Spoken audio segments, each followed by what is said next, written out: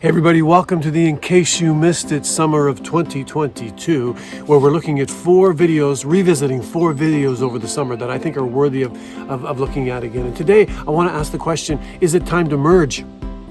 As we come through this pandemic and move into a new chapter, is it time for some churches to consider what it means to partner and what it means to merge together, to work together? Take a look at this. The question that thousands of churches across Canada and the U.S. are asking is this: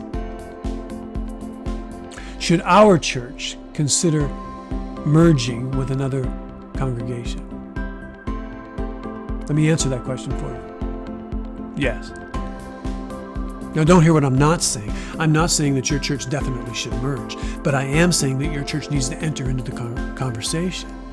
If you're a church that's struggling, trying to figure out your future, trying to figure out next steps, that needs to be on the table. It needs to be part of the conversation. If you're a lead church that's growing and healthy, you may need to consider the conversation of how you can lead in a church merger. Whether a joining church or a lead church, all I'm saying is you need to be in that conversation.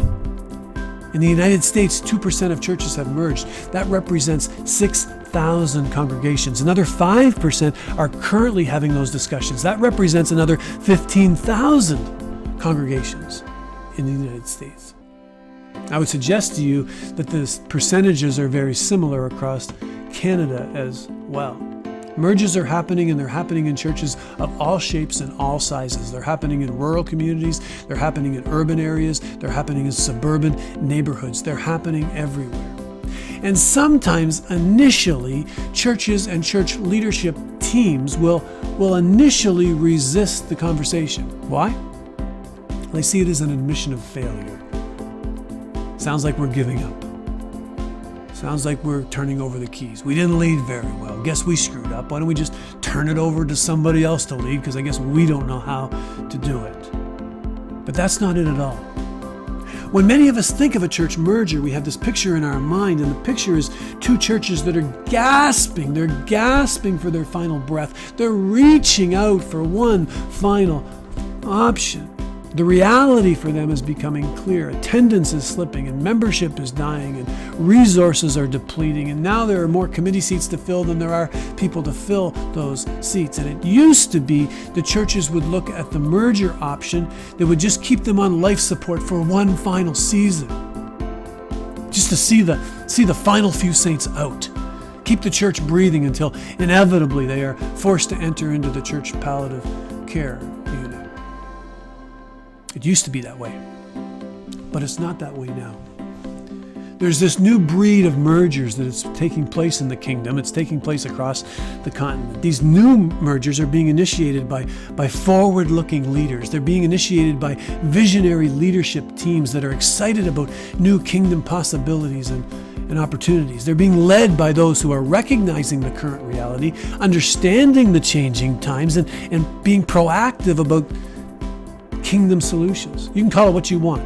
Call it a replant, call it a restart, call it a satellite, call it an adoption. You can call it a repotting if you want to. It doesn't matter what you call it. But what if we consolidated some of our best efforts? And what if we consolidated some of our best people?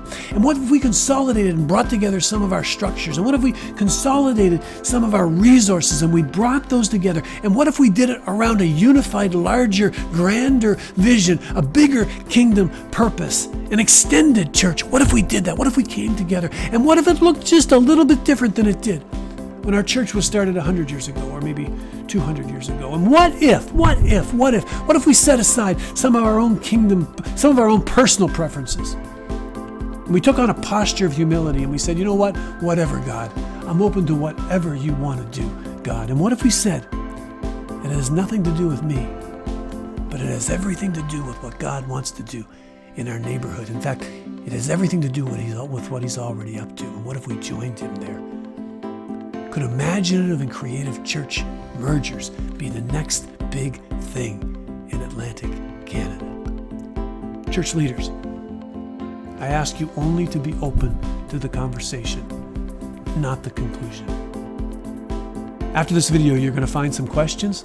Those will be some great questions for your leadership team, whether you could be a joining church or whether you may be a lead church.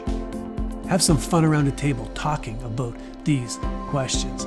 Thanks for leading, everyone. Exciting days are ahead as we build this kingdom in our land.